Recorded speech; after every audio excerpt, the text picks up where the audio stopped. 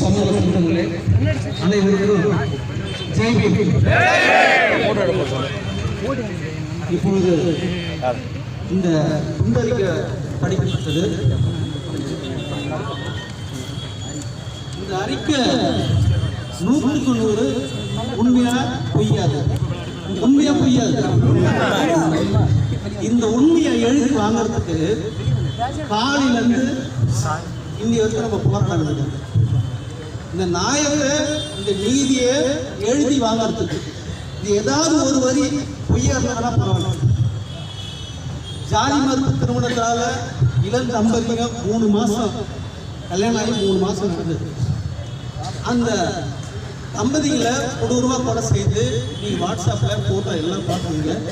இது ஜாதியால தான் ஏற்பட்டது, வேற எந்த காரணம் இல்லை அப்படின்னு எழுதி கொடுக்கறதுக்கு காலையிலேருந்து மாலை இருக்க யாருமே சாவடாத கொள்ளாத இதை எழுதி வாங்கிறதுக்கு நம்மளுடைய போராட்டம் ஏற்பட்ட போராட்டம். இப்போ எந்த அளவில் நம்ம இந்த சமூகத்தை எந்த அளவு எல்லாரும் நம்ம பார்வையாக பார்க்குறாங்க பாருங்க. சட்டம் சொல்லுது. ஆட்சியில் கூட சர்க்கிள் கூட சொன்னார், நான் இதோடைய சேர்மன், நான் எஸ்சிஎஸ்டி ஆக்டோடைய மாவட்டத்துக்கு நான் தான் இன்சார்ஜ். இந்த மாவட்டத்துக்கு இன்சார்ஜ் ஆகும்போது இந்த மாவட்டத்துக்கு அவர் தான் காட்சுவார். இந்த மாவட்டத்துக்கு மாவட்ட ஆட்சியாளர், மாவட்ட ஆட்சியாளர் இவங்க தான் காட்சுவார். இந்த காட்சுவரை அந்த எஸ்சிஎஸ்டி ஆக்ட் என்ன சொல்றது, சட்டம் சொல்றதுன்னா 100 நீதிபதி உட்கார்ந்து ஒரு சட்டத்தை எழுத முடியாது. சட்டம் எழுதுகிற அதிகாரம் யாருன்னா மக்களால் தேர்ந்தெடுக்கிற மக்களாட்சி தத்துவமாக இருக்கக்கூடிய பாராளுமன்றத்தை எழுதுறது. அந்த பாராளுமன்றத்தில் 3/2 பகுதி இந்த சட்டம், 3/2 பகுதி உறுப்பினராகக்கூடிய பாராளுமன்ற உறுப்பினர் லோக்சபாவில் அதை அந்த மசோதா சட்டம் சட்டமாக கொண்டு வரும். ராஜ்யசபையில் கொண்டு வரும்.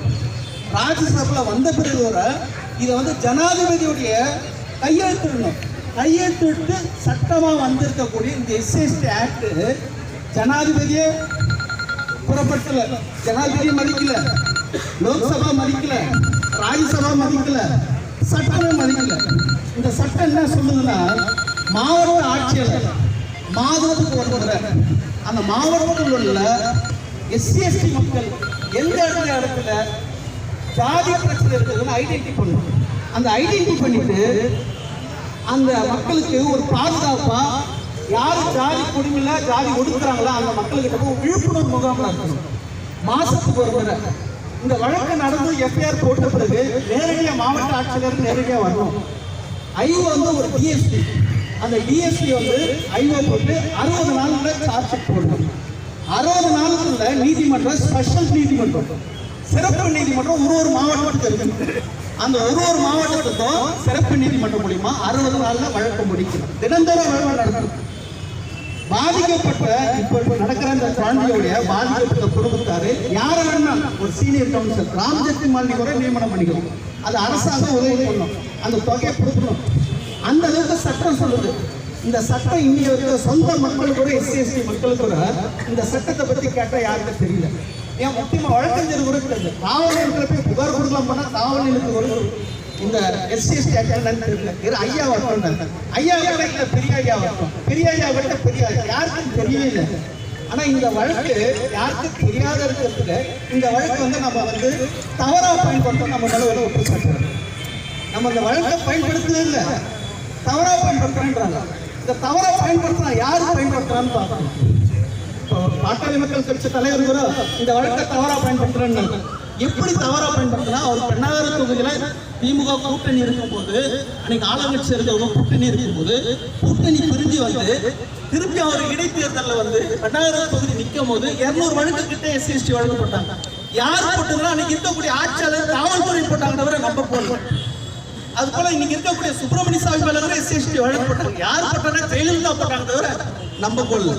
அப்ப இது போல தவறாக பயன்படுத்துறது யாருன்னா அரசாங்கம், காவல்துறை பயன்படுத்துறது தவிர சாதாரண மக்களுக்கு நம்ம போய் புகார் கொடுக்கலான்னு போனா அந்த வழக்கை பத்தி யாருக்கும் தெரியல, புகார் கொடுங்களுக்கு தெரியல, காவல்துறைக்கு தெரியல. அது போல இனி இருக்கக்கூடிய இந்த வழக்கை தவறாக பயன்படுத்துற ஒரு குற்றச்சாட்டு இருக்குது. இது போல பாதிக்கப்பட்டு இருக்கிறாங்க. ஒரு குழந்தை தடிக்கு விழுந்தாங்க, ஒரு குழந்தை, சின்ன குழந்தை தடிக்கு விழுந்தவங்க தகப்பன் பக்கத்தில் இருக்கவங்க மனைவி அடிக்கிறாங்க. ஏன்னா அந்த குழந்தை மேலே அவ்வளோ அஃபெக்ஷன் இருக்கும். ஆனால் பெத்த குழந்தைய சாவடிக்கிறான்னா ஆணவம் கிடையாது, பைத்தியக்காரர். ஆணவம் கிடையாது, பைத்தியக்காரர். என்ன பைத்தியம்னா ஜாதி பைத்தியம். ஜாதி பைத்தியத்துக்கு ஒரு வைத்தியம் சொல்ற அளவுக்கு நம்ம உருவாகும். ஜாதி பைத்தியத்துக்கு ஒரு டாக்டரை உருவாகணும். அந்த ஜாதி பைத்தியத்துக்கு ஒரு மெடிசன் கொடுக்குற ஒரு டாக்டரை நம்ம உருவாகணும். அதுக்கு நம்ம எல்லா இயக்கம் சேர்ந்து எல்லாம் ஒன்றா சேர்ந்து இன்னைக்கு வந்திருக்கிறோம். காவல்துறைக்கெல்லாம் பார்த்துருக்கீங்க, உங்களுக்குலாம் ஒரு எச்சல் உண்டாயிருக்கு, என்னடா இவங்க இப்படி பண்றாங்க. நாங்கள் பாதிக்கப்பட்டதுலேருந்து வந்ததும் செத்து போனோம். அந்த படத்தை பாருங்க, அந்த குழந்தைய பாருங்க. 25 வயசு அந்த குழந்தை, 20 வயசு அந்த குழந்தை. பெத்த குழந்தைய கொள்றாங்க. அந்த குழந்தைய முகத்தை பாருங்க, அந்த முகத்தை பாருங்க. பெத்த புள்ள தாய் தகப்ப எப்படி இருப்பாங்க. நீதி கேட்கறதுக்கு வந்து இன்னைக்கு வந்து நீங்க காலையிலேருந்து என்ன நடந்தது சம்பவம் அதை பதிவு பண்ணி கொடுக்கறதுக்கு காலையிலேருந்து சாயங்காலம் வரைக்கும் நாங்கள் போராட வேண்டியது. அந்த அளவுக்கு நம்ம பலவீனமா இருக்கிறோம். நம்ம பலமாவதுக்கு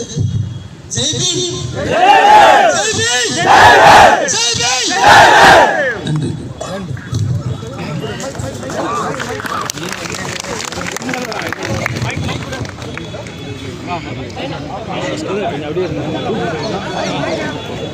அப்படியே